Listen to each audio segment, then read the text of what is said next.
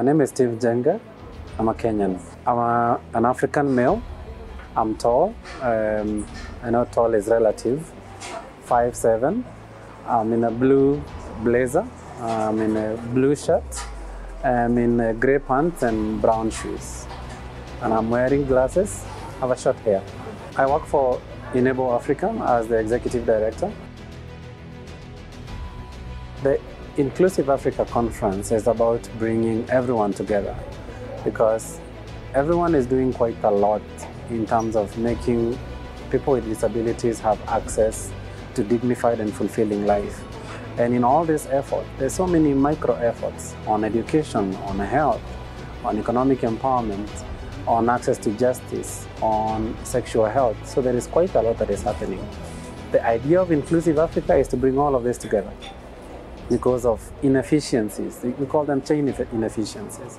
But it's possible to bring everyone together to talk about what they're doing and to bring it together in a way that it attracts investment, it attracts funding. We are able to project the business case for disability inclusion because we are now talking from about approximately $8 trillion of revenues that can be unlocked if persons with disabilities have access to dignified and fulfilling life and they have open and disposable income.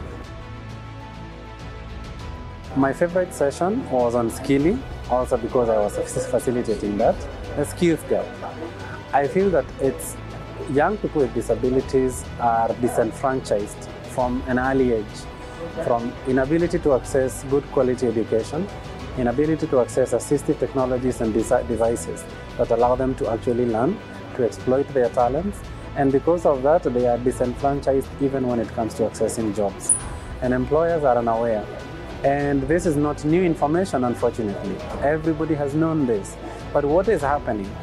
What are employers doing around this? What are INGOs doing about this? What are organizations of persons with disabilities doing about this? It is all fragmented, and it's the whole reason why Inclusive Africa is trying to bring everybody together so that efforts that are being made are coherent and connecting to each other, because jobs are changing. Every year, technology is changing jobs. It's displacing others out of work and it's creating new jobs, which again, we will take centuries before young people with disabilities can catch up. Young people with disabilities are left out because they are unable to access technologies. And the world is digital. If the world is digital, it means that the future of work is digital. It means that everything else is going to be related to something digital. And if that is the case, then you can imagine the proportion of persons with disabilities who are going to be left out because they can't access assistive technologies.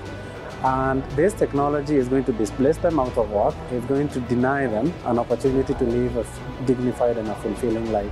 So we can't not have this conversation on assistive technology. Inclusive Africa Conference in the next 5 maybe or so years should be able to be accountable to all the conversations that are being held, that are being tracked, and actually work is happening. Because it's one thing holding conferences and talking to each other, preaching to the choir, but what we want to do is to make Inclusive Africa really inclusive and have tangible output that we can account to the community of persons with disabilities and say, as a result of this conference, these are the steps that have been taken. Standards on devices, accessibility of technology, cost, affordability, young people with disabilities getting work, voices for persons with disabilities, access to justice.